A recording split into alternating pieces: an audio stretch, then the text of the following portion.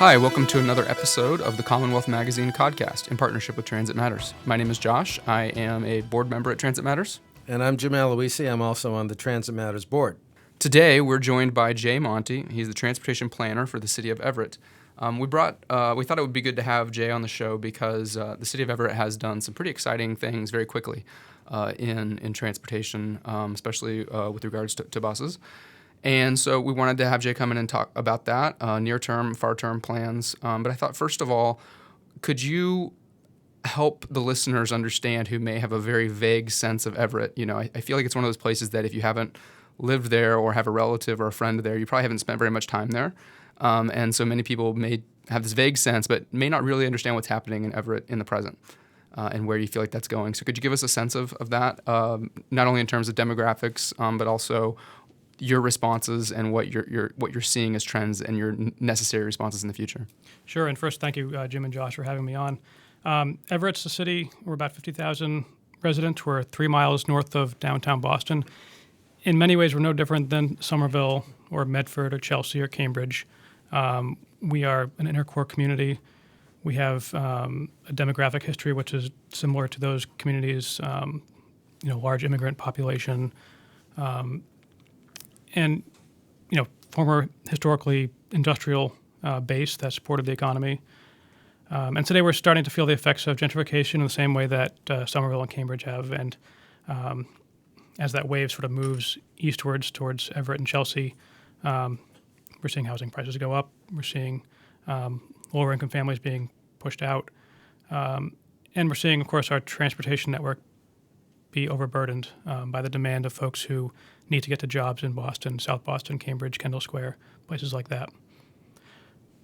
Do you find a lot of people in Everett sort of going to access jobs in destinations like the downtown of Boston or Kendall Square? Do you have a sense of the sort of flow of people when they're accessing jobs?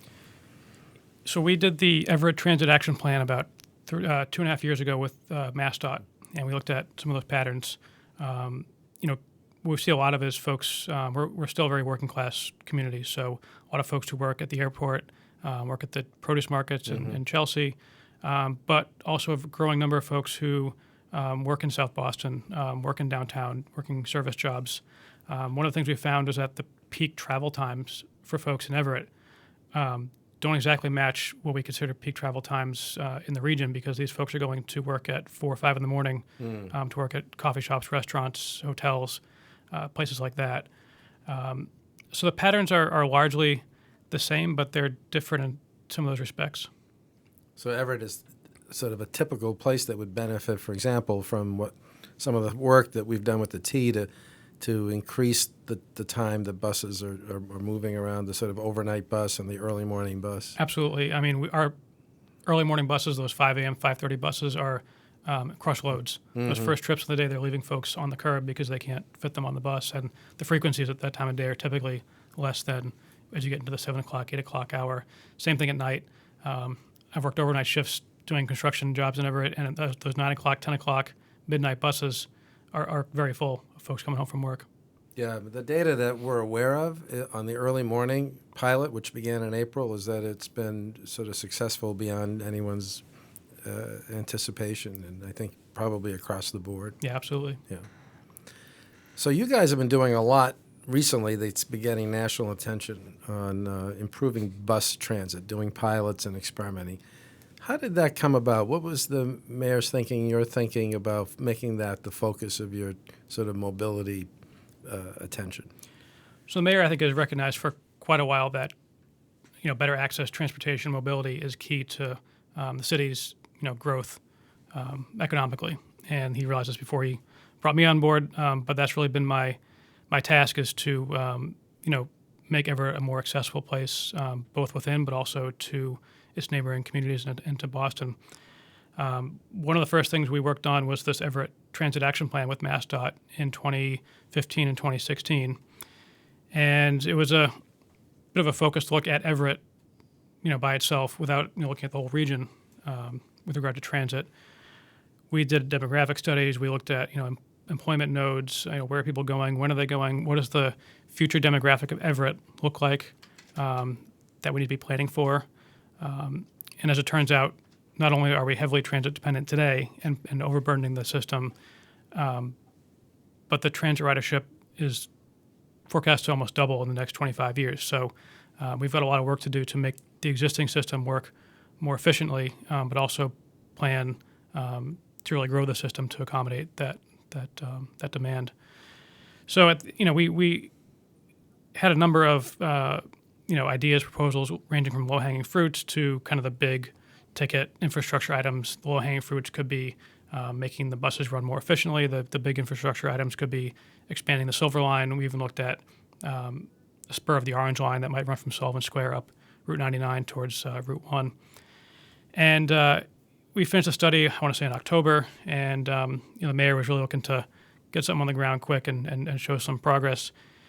And so this concept of running dedicated transit lanes for the local buses was something that MassDOT had and continues to push as a way to improve the efficiency of the system. We determined that Route 99 Broadway was wide enough to do it, and we set up some initial meetings. We found out from the T, okay, what do you need in terms of cross-section? They needed 11 feet, and if we gave them an 11-foot lane, they could drive their bus down it. So from that point, we initially were going to take about 6 months. We were going to, really engineer it out, put the paint on the road, and do it right. But the thought came about that if we could squeeze enough efficiency out of these buses, we might be able to run more trips and really, increase the capacity of the routes. And at the time, it was October, and planning for the spring, the T said they needed to know what the spring schedule will be by December. And so our response was, well, tell you what, if we throw down some cones, we take the lane for a couple of days, you guys can run the buses, figure out what the time savings is. We won't make a big deal of it. We won't tell anybody. We're just going to do it, and then we'll go away like nothing ever happened, and we'll come back in the spring. And they said, okay. So the next week, we were out there putting the cones down. I think we gave residents about 4 days' notice, and that Monday morning in December, we ran the dedicated lane. And it was a huge success by the second, third day. We were expecting to get, we were expecting the phones to blow up with complaints about loss of parking, about, who knows what. But in fact, we got the opposite, and we had folks who drive cars calling in, telling us how much better the traffic was because there wasn't a bus stuck in front of them. The MBTA was on the buses doing surveys with the riders. They were all, ecstatic that their commute was dramatically shorter. And by the third day, fourth day, TV crews are out, the newspapers are out checking this out, and the mayor decides, hey, let's keep going. We were going to do it for a week, but we'll do it next week, and if it works out next week, we'll do it the week after. How long was the corridor that you began with? It's about 1.5 miles. And the way it worked, it was you basically took a parking lane out at peak. Is that right? That's right. So from 4 a.m. to 9 a.m., we take out a parking lane. The previous version of the road was one wide travel lane and a parking lane. It was wide enough to really do 2 travel lanes. So we converted that parking lane to And bus. tell us a little bit about the challenges associated with that. Was this residential, commercial, both? How did people react to it? Did you have any problems with having to tow a lot of people? How did that all work? It was a lot easier than I think we thought. It's a mix of businesses and residents. We had done a parking study on a portion of the corridor the year prior, and it was not related to the bus lane specifically, but it gave us some data to know what the average utilization was of parking during these hours. And what we knew from that was until about 9 a.m., we were under 50% utilization on the corridor, and that was in the busy spots. So we knew that in the less busy spots, we were something even lower than that. So to take parking from half the road, we knew that really we weren't going to create a situation where nobody could find a parking space. Right. Certainly, there were a couple of businesses who pushed back. They were coffee shops, morning breakfast places, who genuinely believed that parking space in front of their shop was driving the bulk of their business. What really helped us, I think, and we sort of nicknamed this, the pilot being the process. We didn't do public meetings. We didn't do a lot of outreach beforehand. But we tried to do outreach as this was occurring so that we could truly balance, those types of concerns versus other feedback we get from riders, from drivers, and get a fuller picture of who we were affecting and in what way. And as it turned out, the parking was not an issue for us. And now you've taken the dedicated lane to a new level this year with a level boarding experiment. Can you talk a little bit about how that has worked? So we added a couple of components this year. We added signal priority. So when the bus lane is running, we have a video detection method that detects the bus and will give the bus priority at intersections. And we also added the level boarding component, and that was done through a grant with the Bar Foundation. They put out an RFP about a year and a half ago for what's called their Boston BRT initiative, and the concept was to pilot different aspects of bus rapid transit, and those could be dedicated lanes, signal priority, level boarding, and off-board fare collection. Now, we already have the dedicated lane. We were already planning the signal priority, so of what was left, the level boarding seemed like it might be a neat experiment. We didn't really know how we would do it, but we put in for the grant anyway, and we got it. And what we ended up using was a product called Zikla. It's a company out of Spain, and they make essentially it's a temporary sidewalk, and they're used. New York City uses them. They're used in Europe in a few spots, typically to build curb extensions. So where a city may want to have a bus board from the travel lane rather than pull up against the curb, they extend the sidewalk out using this product, and they're these modular 1 foot by 1 foot plastic blocks, and that allows the sidewalk surface that it bolts to the asphalt. When we spoke with the T and we determined the height of the bus doors, it looked like this product would be the right height if we stacked that on top of the existing sidewalk, and that's what we did. So we essentially stacked an additional 6 or 7 inches on top of the existing sidewalk to make the walkway level with the bus door. And by and large, it's worked fairly well. We've had some issues.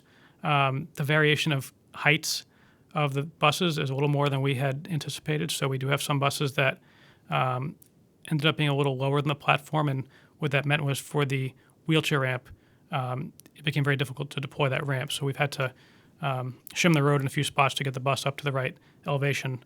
And there's also a big training factor with the drivers to get the bus close enough to approach it correctly and to depart it correctly. So it's been a little challenging, but I think it's demonstrated the point very well, and it's certainly given us an idea of how we might deploy this in the future and what issues we would need to do a little more work on to make it work 100%. Have you used that same item to create bus islands or bulb outs? We haven't used it for that purpose, but that's typically been the purpose that it's used for. So we were the first application of it in the level boarding sense. Right. Good. Are you going to continue to use level boarding now as just a routine element of this? So for right now, I think we need to address the ADA issues that we haven't fully solved yet with these platforms. I think the desire is there to do it. Yep. But we need to do some work with the T. I think right now with the buses, different models being different heights, that really complicates the issue. So I think it may be some time before we can deploy this in a, So this is a real test bed. Everyone's learning important stuff. Definitely. And then they can make adjustments as we go along. Have you had other transportation departments from around the metro area contact you? Yeah, we have. So actually, the bus lane, we've been contacted from folks all over the country, from California to Minnesota to, here in the Northeast. A lot of folks have been interested in doing something similar. And as part of the Boston BRT effort with the Bar Foundation, Arlington's going to be launching their own dedicated lane. As you know, Roslindale launched one earlier this year. The level boarding has gotten some attention from more locally, I think. But as I said, I think we're still working through some teething issues with that, so we're not ready to take that prime time yet. So the pilot is the process. I love that, and I think that should become more of a widespread phrasing.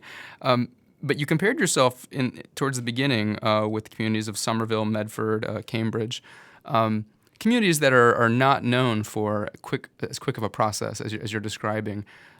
What have you learned about the process? Do you think there's something exceptional about Everett that allowed you to roll this out more quickly? And what can other communities learn from that? I think every community is different in terms of the expectation of their population regarding public outreach and the amount of feedback that folks expect before a change is made in the community. certainly places like Cambridge and now Somerville, there's a very high expectation that the community be involved in a lot of decision making, whether it be parking or transit or zoning. I think Everett was coming from a place where historically the city had been disinvested in for a very, very long time. There was never a public process for many things. And I think folks were a little more open to change, a little more open to take a risk, and at the same time they didn't have the expectation that we were going to come to them first.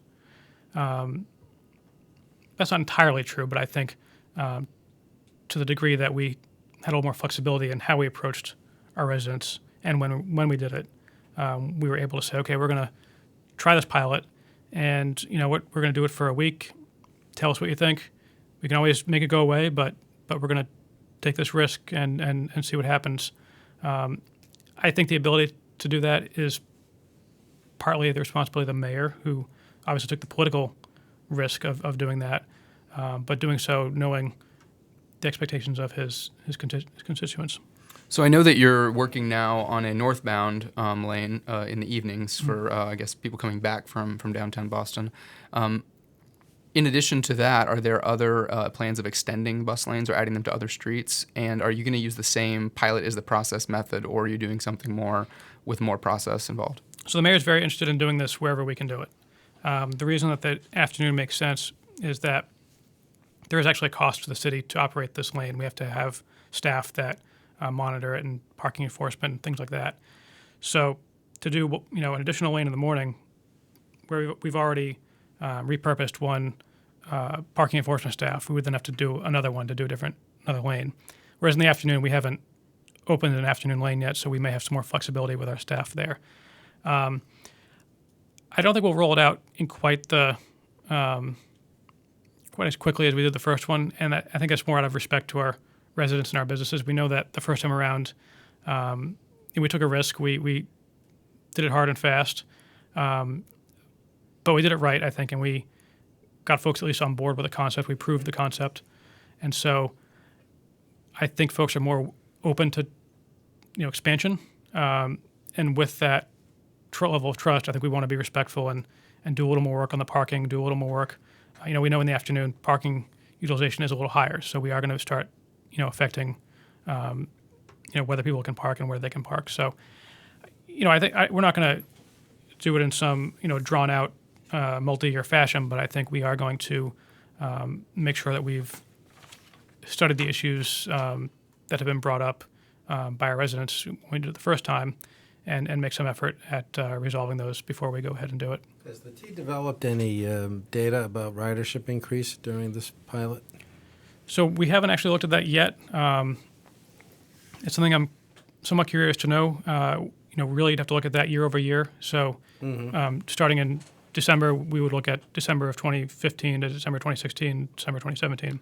Right. So I think over the last few months that data should be available.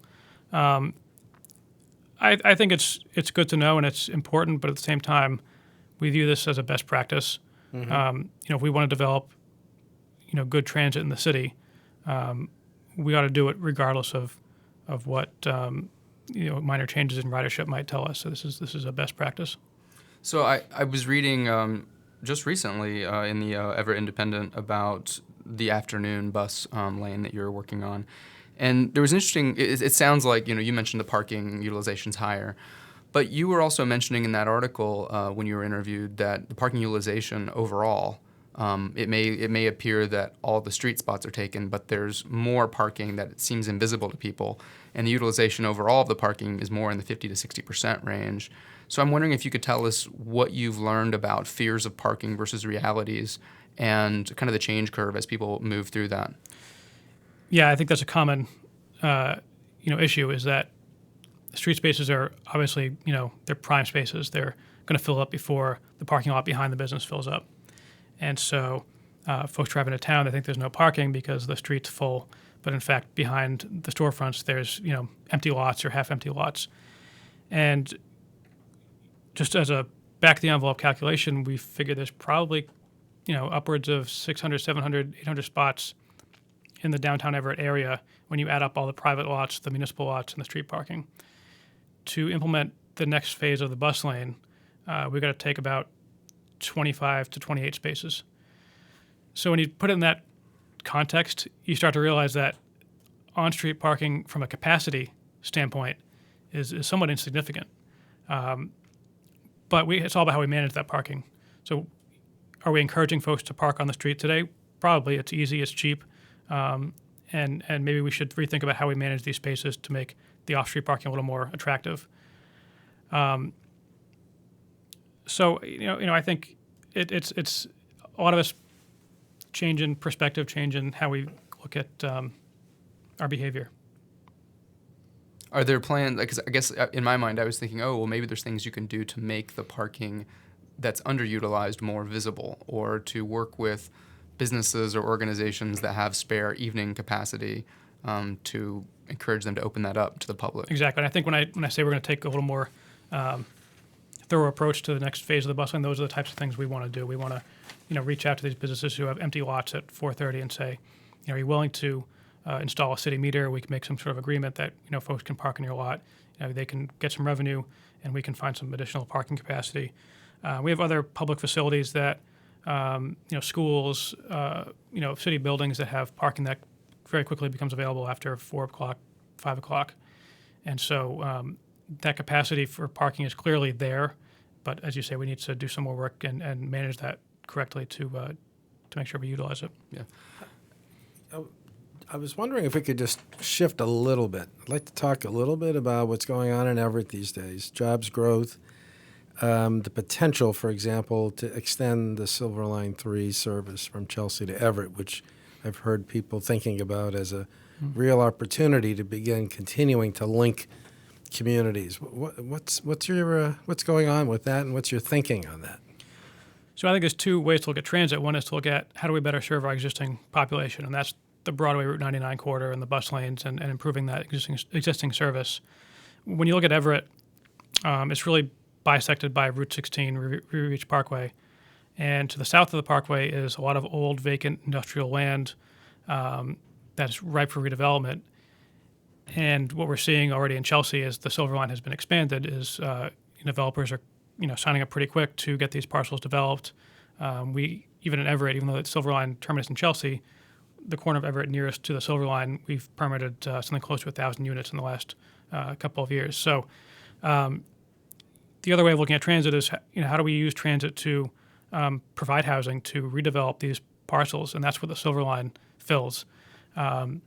This whole half of the city that is right now inaccessible, but it's also undeveloped. It's brownfields. It's pieces of land that can fill a big void where we need space for housing, for jobs, for economic centers. So bringing the Silver Line, as you know, is the Silver Line is built on the MBTA commuter rail right-of-way. And that same right-of-way continues beyond Chelsea. It goes all the way to the Mystic River behind the Encore Casino that's being constructed currently. So that's about a 2-mile extension.